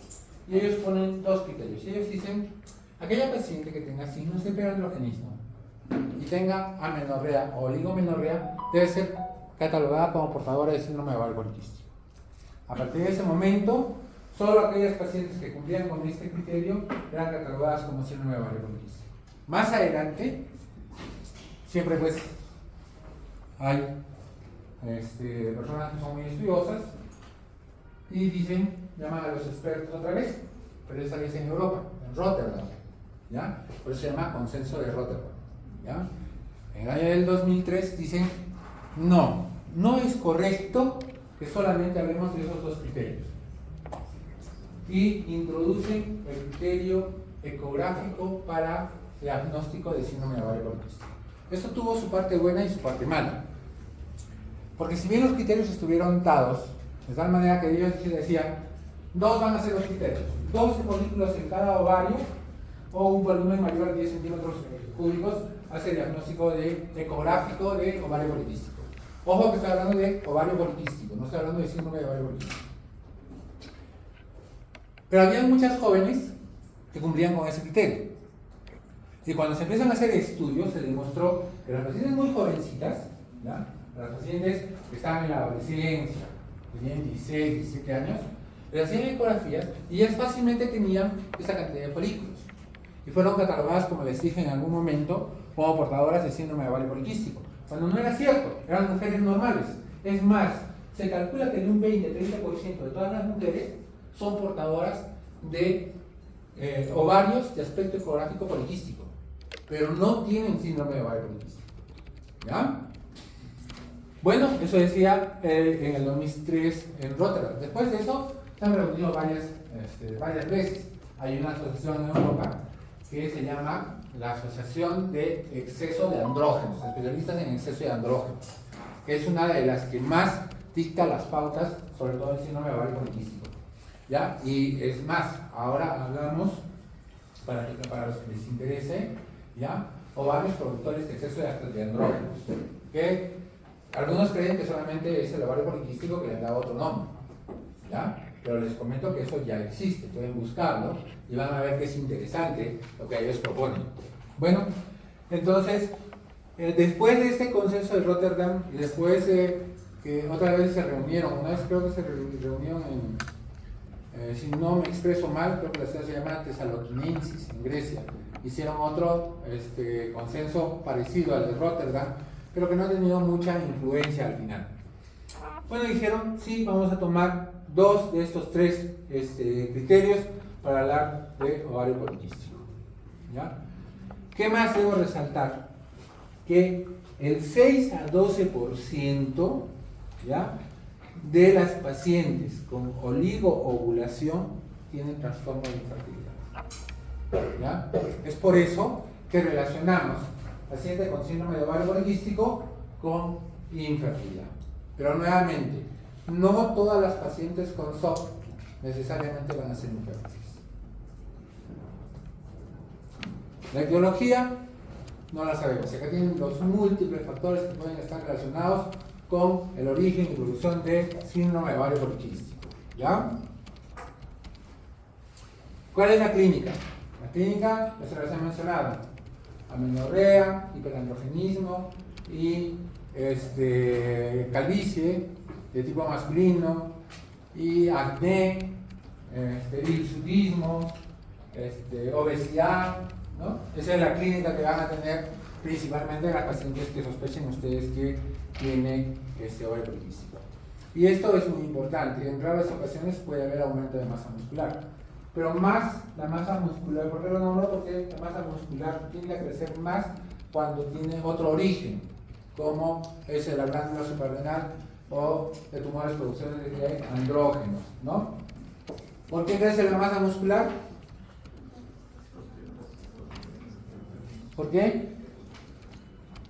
Estas hormonas pertenecen a un grupo llamado anabolizantes, ¿ya?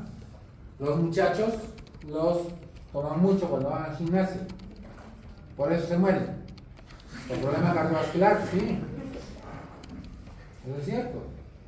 Ellos, por querer adquirir masa muscular, exigen tanto el músculo cardíaco que se mueren por eso, ¿ya? Las mujeres también toman, ¿sí? Un ejemplo, no sé si han visto a esta chica que es modelo, que antes era policía, ¿no? ¿Por qué se le ha engrosado la voz? ¿Porque grita en la mañana? No, muy bien. Es un signo de virilización. El otro signo, como les decía, es el hirsutismo. Ferryman Galway han ideado esta escala que tiene muchas variaciones, ¿ya? Muchas variaciones. Acá les he traído 3. Esta es la que últimamente se está utilizando, que utiliza 9 criterios. Y si nosotros quisiéramos acordarnos siempre, solamente tenemos que revisar el cuerpo de arriba hacia abajo. Entonces, ¿qué vamos a revisar? Primero, bigote, ¿ya? Segundo, mejilla, tórax superior, tórax inferior, espalda superior, espalda inferior, miembro superior, miembro inferior. Y listo, ¿ya? Y en este caso también está la zona genital, o abdomen inferior para algunos, ¿ya? En la escala anterior, por ejemplo. Bien, entonces esto le da una clasificación del 0 al 4, y al final ustedes obtienen una puntuación que dice: esta tiene un hirsutismo leve, un hirsutismo moderado o un hirsutismo severo. Ahí están las calificaciones y está la puntuación. Bien, pero lo cierto es que yo quisiera que se lleven la siguiente recomendación. Cuando yo hablo de hirsutismo, estoy hablando de crecimiento de vello en zonas donde normalmente le crece al varón. ¿Listo? Y eso es lo que ustedes deberían ponerse a buscar. Obviamente, el bigote no creo que sea muy agradable para las niñas, ¿no es cierto? Y ustedes tienen que preguntar: señorita, ¿usted se depila? ¿Ya? Entonces, si se depila, pues ustedes deben sospechar de que yo tenga un cierto grado de crecimiento que de repente puede ser no normal, porque no todas las que tienen vellito en la zona del labio superior quiere decir que tienen hirsutismo. Es más, el pelo del hirsutismo tiene características bien marcadas, una que es bien negrito, ¿ya? Y otra que es duro. No es suavecito como el lanudo, no, es duro, ¿ya? Y por eso se depila. Entonces, mucho cuidado, ¿ya? Y si ustedes buscan y encuentran, entonces recién apliquen la escala de Ferryman y van a ver si es que realmente su paciente tiene signos de hiperandrogenismo con solo este examen. ¿Y por qué los otros no sirven, doctor? Lo que pasa es que puede llevarnos a tanta confusión como a un diagnóstico no adecuado de hiperandrogenismo, ¿ya? El hecho de que se le caiga el pelo a una mujer, pues si dependemos de lo que ellas dicen, todas tienen síndrome de ovario poliquístico. Todas las que vienen al consultorio dicen: doctor, se me está cayendo el pelo. Embarazadas, doctor, se me está cayendo el pelo. Dan a luz, doctor, se me está cayendo el pelo. Bueno, pues se cae el pelo porque la mujer tiene una gran cantidad de cabello. Pero no por eso se van a quedar calvas. Pero algunas sí. Sobre todo en la menopausia. Algunas se les cae bastante. ¿Ya?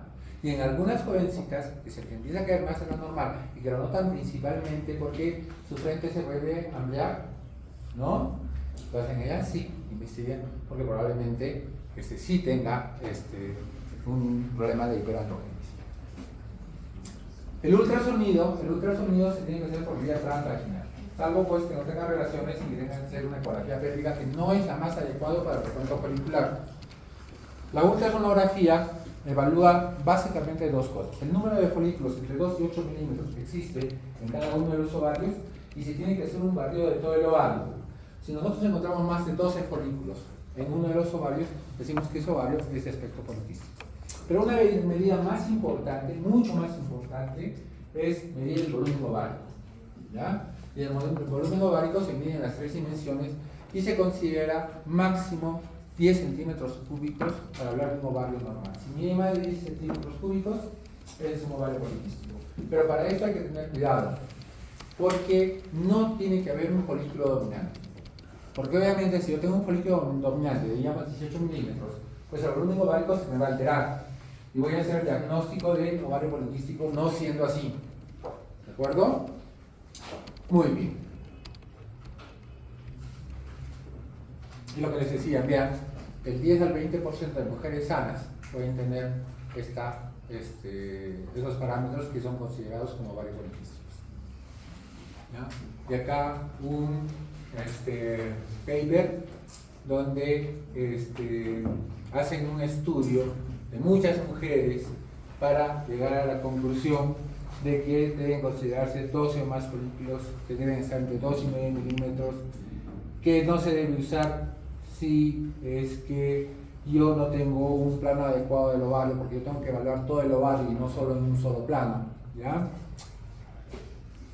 Actualmente los ecógrafos ya vienen con un sistema que permite al médico hacer un conteo de folículos, pero por el ecógrafo. Ya no necesita el ecografista hacer un conteo, simplemente hace un barrido del ovario, pone la función vocal, se llama así, y van a salir enumerados todos los folículos, ¿ya? Entonces, bueno, eso es para los que tienen plata.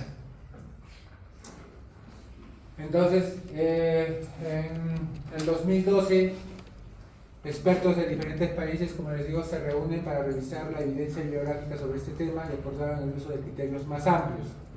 Es decir, que aparte de los criterios del Consenso de Rotterdam del 2003, acompañados de la ecografía, ellos dicen que no existe una sola forma de síndrome de ovario poliquístico, sino dicen, entonces el síndrome de ovario poliquístico puede ser tan variado y tan variante que amerita que yo tome en cuenta otros factores, ¿ya? Pero siguen hablando de 2 de los 3 factores. Y es así que diversas sociedades, ¿no?, dicen que aquellos que son los síntomas que les he mencionado son los que debemos tener en cuenta en todas las pacientes. Y estos son los criterios para hablar de esos diagnósticos, ¿ya? Por ejemplo, para el caso de oligomenorrea, ellos son bien claros, que te dice menos de 8 menstruaciones en el transcurso de un año. Ya no habla de 3 meses o de amenorrea para hacer el diagnóstico. Y esto es lo que va a hacer que se amplíe el diagnóstico de ovario poliquístico. Y luego hacemos una revisión, lo que considera el NIH, solo con 2 criterios, Rotterdam 3 criterios, y la Asociación de Expertos de Andrógenos dice, no, hay que ampliar un poquito más. Ya no hablemos solo de amenorrea, no solamente hablemos de anovulación, sino de disfunción ovulatoria, hablemos de oligomenorrea para que sean incluidos. Y entonces se emplean estos criterios y nos empiezan a complicar más las cosas. Y ahora tenemos 4 fenotipos para hablar de ovario poliquístico. Un fenotipo que tiene los 3 criterios y 3 que tienen la combinación de los 2. O sea, yo podría tener una paciente con síndrome de ovario poliquístico con amenorrea y criterio ecográfico. O podría tener uno con amenorrea y hiperandrogenismo, tal como decía Miguel al comienzo. o podría tener una que tenga hiperandrogenismo con factor ecográfico, ¿ya? Y entonces le fueron catalogando como fenotipo A, fenotipo B, fenotipo C, fenotipo D. Pero si ustedes lo ven así, se van a olvidar rápidamente. Lo que a mí me interesa es que no se olviden. Entonces, vamos a pasar un poquito acá. Entonces yo quiero que recuerden este diagrama, ¿ya? Donde arriba está la amenorrea, a la derecha el hiperandrogenismo y a la izquierda el estudio ecográfico. ¿Listo? Y los entrecruzamos los tres círculos y el que está al centro es el tipo A. ¿Listo? El tipo A. B, C, T. Listo, señores. No tienen que aprenderse nada más. En el mismo orden. ¿Listo? Amenorreas, hiperandrogenismo, diagnóstico ecográfico. A, B, C, T. ¿Ya? Todo a la derecha.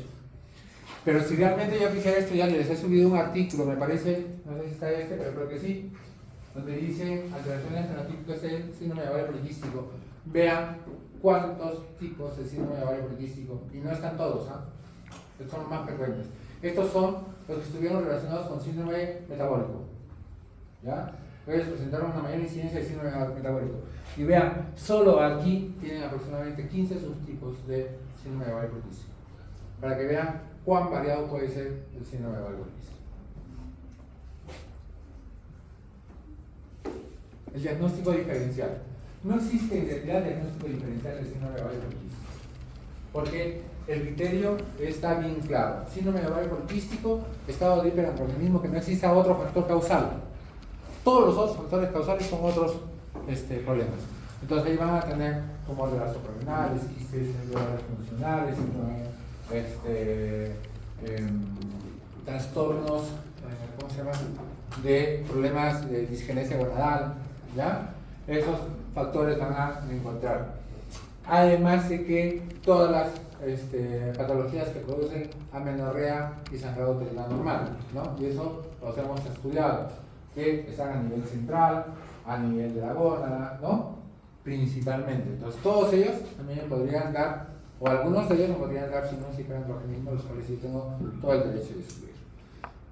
Si yo encuentro, por ejemplo, elevación de la presión arterial, problema suprarrenal. Si tengo cara de luna, problema suprarrenal. Si tengo una paciente que de la noche a la mañana empieza a subir de peso y empieza a aparecer hirsutismo muy marcado, tengo que sospechar la posibilidad de un tumor de ovario, ¿ya? Básicamente un cáncer de ovario, ¿no?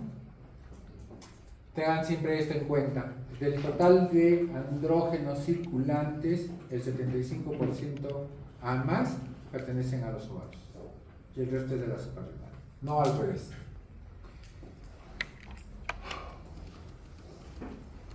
Esto también ya lo hemos mencionado cuando hemos hablado de amenorrea, ¿no? Tienen que hacer el estudio completo. No es que yo de frente voy a ir a decir tienes que síndrome de ovario poliquístico, hay que tener mucho cuidado, a veces vamos a tener confusión. Y a pesar de que la ecografía les diga que tiene síndrome de ovario poliquístico, ustedes cerciórense que no haya otro factor que está condicionando la amenorrea, porque si no se van a equivocar. Esto sí es importante porque la mayoría de los estudiantes, y esto lo vengo enseñando ya cerca de 5 años, ustedes tienen que hacer, en una paciente con sospecha de síndrome de ovario poliquístico, tienen que hacer dosaje de insulina, tienen que hacer dosaje de glucosa, tolerancia oral a la glucosa, importantísimo. No solamente para diagnóstico, sino para manejo posterior, para evitar o para prevención de enfermedad coronaria, enfermedad cardiovascular. ¿Ya? La historia clínica también es muy importante. Generalmente son pacientes con amenorrea secundaria que tienen todos los trastornos que les he mencionado y que básicamente, ¿por qué creen ustedes que es la causa más frecuente porque las pacientes vienen al consultorio? Hirsutismo. La menorrea. Amenorrea. Flujo menstrual. No, señores, la causa más frecuente por la que vienen es el acné. ¿Ya? esos pacientes empiezan a tener un acné moderado severo. Y el dermatólogo me lo manda y me dice, doctor, descarte este síndrome de ovario poliquístico. ¿Ya? Lo único que yo le puedo decir es si esos ovarios ecográficamente de verdad tienen características del síndrome de ovario poliquístico o no. Pero si tú tienes eso, busca hirsutismo. Y si no tienes hirsutismo, pero ya te refieres que tiene acné y tú lo ves, hazle entonces una prueba para demostrar que hay una hiperandrogenia clínica y se llega al diagnóstico correcto. ¿Ya? Eso es lo que tenemos que hacer. El examen físico, ya les he dicho, mira la presión arterial, índice de masa corporal, por favor. ¿Ya? En todas sus pacientes. ¿Ya? Otro motivo más para que aprendan a usar índice de masa corporal. Pueden buscar clitoromegalia, calvicie, distribución del vello corporal, sobre todo para la disgenesia, así como la presencia y gravedad del acné. No deben olvidarse de hipertensión, obesidad, distribución de la grasa, acatosis nigricans. ¿Qué es esto? Síndrome metabólico. ¿Ya? Y acá empieza. Listo. Entonces, si tú me has entendido, vas a ver por qué el tratamiento se tiene que reenfocar. El laboratorio básicamente es para medir andrógenos. Si yo quisiera medir la actividad androgénica, yo tendría que ver qué porcentaje de testosterona está libre. ¿Ya? Eso sería lo óptimo y se puede hacer, pero no está a disposición de todos los laboratorios. Es más, solo se dosa cuando se hace investigación, porque es muy caro y es difícil de hacerlo. ¿Ya? Entonces yo puedo medir testosterona total y tener una idea. Yo puedo medir sulfato de hidroeteandrostenodiona, puedo medir androstenodiona, ¿ya? Pero lo mejor es medir índice de andrógenos libres, que nos permite medir mucho mejor o tener una percepción mucho mejor de qué porcentaje de andrógenos realmente está libre, si este está jugando un papel importante. Se considera un valor de 5 o más como un hiperandrogenismo laboratorial. Y entonces acá está cómo se obtiene el índice de andrógenos libres. Y lo que se tiene que hacer es pedir testosterona que le estén en nanogramos por mililitro sobre SHBG. SHBG se da en nanomoles por litro. Y eso se multiplica por una constante que es 3.467. Se multiplica por 100 y ya tienen el índice de andrógenos libres. Si ese valor sale superior a 5, ustedes dicen que esta paciente tiene un hiperandrogenismo laboratorial. ¿Ya? El tratamiento, tal como les he mencionado, no es en realidad un anticonceptivo oral. Claro, esa es la solución más pronta, porque si yo le doy un anticonceptivo oral, un buen anticonceptivo oral, de acuerdo a cada uno de mis pacientes, pues yo voy a lograr 3 objetivos. Uno, que la regla se le va a regular. La paciente que no menstrua empieza a menstruar mensualmente y como relojito. 2, esa paciente probablemente tenga dolor con la menstruación. ¿Ya? Ese dolor va a disminuir con el efecto del anticonceptivo. ¿Por qué? Porque se produce una menor cantidad de endometrio y menor producción de prostaglandinas. Por ende, menor cantidad de dolor.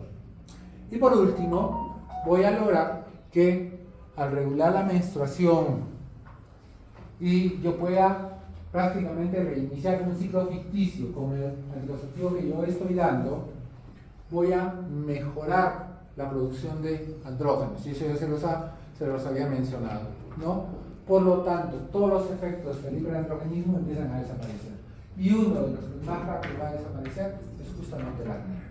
Entonces, si una mujer que tiene un acné moderado a severo empieza a ver su cara limpiecita, pues esa paciente, como les digo siempre, los va a adorar, ¿no? Porque ha logrado algo que nadie ha conseguido hasta ese momento, ¿ya?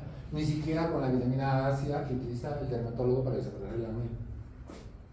Entonces, ustedes, ese va a ser el tratamiento de fondo, ¿no? Pero si tú no haces dieta, si tú no haces ejercicio, en otras palabras, si tú no bajas de peso, no me vas a ayudar, ¿no? Se dice que una mujer que tiene problema de infertilidad, que baje 1 kilo, aumenta su posibilidad de tasa de embarazo. ¿no? Para que vean qué tan importante es que la paciente baje de peso. No se olviden de hacer exámenes para descarte de diabetes, de resistencia a la insulina en este tipo de pacientes. Y siempre midan todo aquello que tiene que ver con problema cardiovascular, colesterol, LDL, HDL, triglicéridos, ¿ya? Todo aquello que tenga que ver con factor de riesgo metabólico. ¿Y quién es el que aumenta los niveles de triglicéridos? ¿Qué alimentos? Los carbohidratos, así es, no las grasas. Algunos siguen respondiendo las grasas, no son las grasas, son los carbohidratos. Muy bien. Si tu paciente tiene deseo de embarazo, porque hasta lo anterior era paciente sin deseo de embarazo, ¿no? Entonces, cuando tu paciente tiene deseo de embarazo, pues tú tienes que confirmar si tu paciente no ovula. Para eso le haces un seguimiento ovulatorio. Si en el seguimiento ovulatorio tú demuestras que no hay ovulación, entonces tienes que empezar a hacer un tratamiento. Y el tratamiento en este caso sí hay que darle anticonceptivos ovarios combinados. Algo que me deje rápidamente los niveles de andrógenos, que me corrija los niveles de LH y que se instaure un ciclo de cierta manera normal.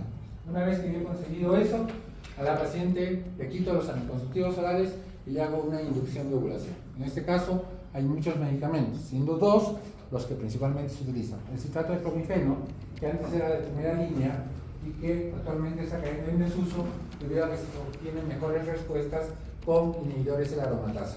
Y dentro de ellos tenemos al letrozol, ¿ya? Que es uno de los que más usamos nosotros, que da muy buenos resultados y que generalmente las pacientes van a embarazar rápidamente, ¿ya? Pero yo puedo tener pacientes que no desean embarazo. Y entonces yo me pregunto qué quiero tratar. ¿Tu paciente tiene signos de hiperandrogenismo? ¿Tu paciente tiene menorrea? ¿No? ¿Por qué viene?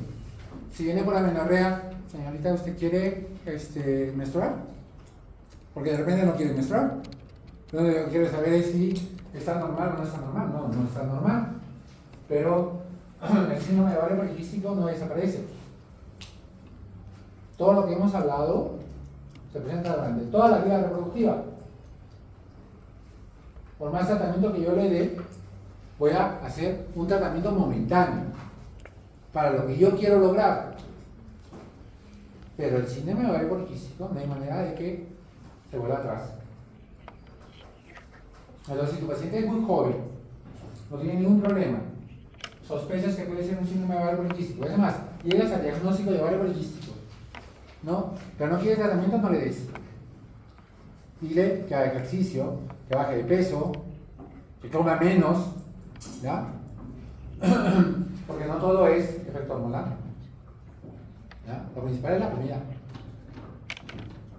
¿ya? Entonces, me ves hablando por qué. Porque el tratamiento va a ser por largo tiempo. Y no puedes tener mujeres muy jóvenes con anticonceptivos orales por 5 o 10 años. ¿No? Habrá que ser por un tiempo moderado. Tienes que evaluar mucho esto. Pero lo principal, hazla bajar de peso. ¿Ya? Eso es lo principal, que haga ejercicio. ¿Ya? Y si es que ya es gordita, ya tiene menorrea, ya tiene signos de síndrome de ovario poliquístico, ya parece un varoncito, porque tiene bigote, tiene barba, ¿no? Entonces, allá sí le tienes que dar anticonceptivos y si ya le encuentras problemas metabólicos, pues le puedes dar metformina. La metformina, como dijimos, es un sensibilizante de la insulina, va a mejorar su uso, va a disminuir la resistencia a la insulina y va a haber mejora, pero es también temporalmente. ¿Ya? Muy bien. ¿Puedes usar progestágenos? Puedes usar progestágenos, pero ahí lo que vas a tener es spotting, ¿ya? Puedes tener sangrado frecuente, ¿no? Pero es una opción, sobre todo si no puedes usar estrógenos. Bueno, ya les hablé de esto. Ahí queda. ¿Preguntas? ¿Alguna pregunta? Doctor, en el artículo mencionaban de que los pacientes que tenían este síndrome de ovario poliquístico tenían más, ¿cómo decir?, tiempo de vida reproductiva mayor. No.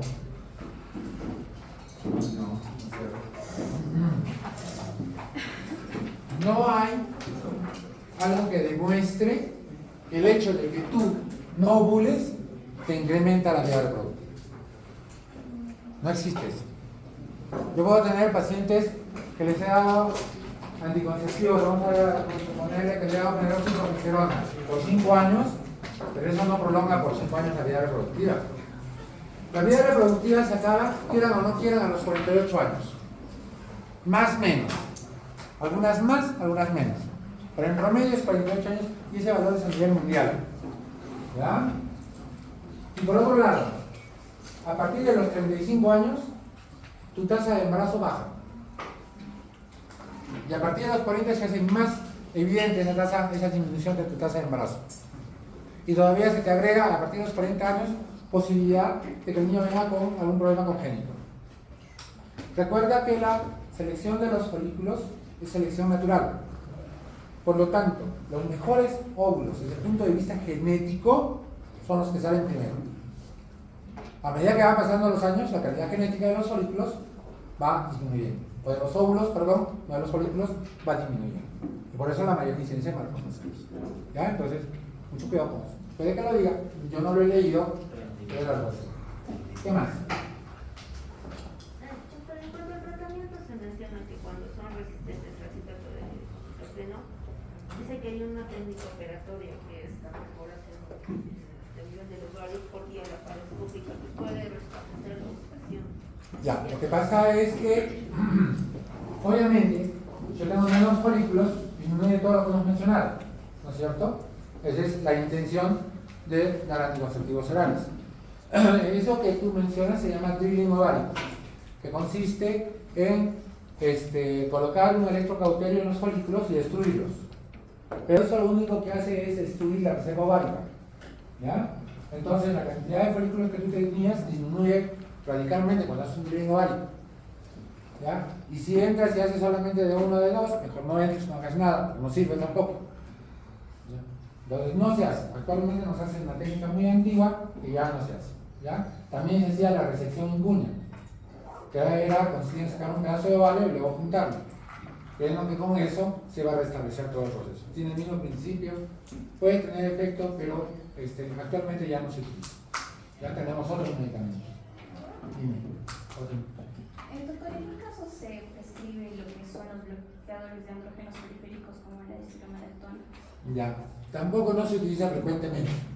Lo que pasa es que tiene buena respuesta en cuanto al restablecimiento de la menstruación, por eso es que se utiliza. Pero creo que en mi diapositiva también la pongo.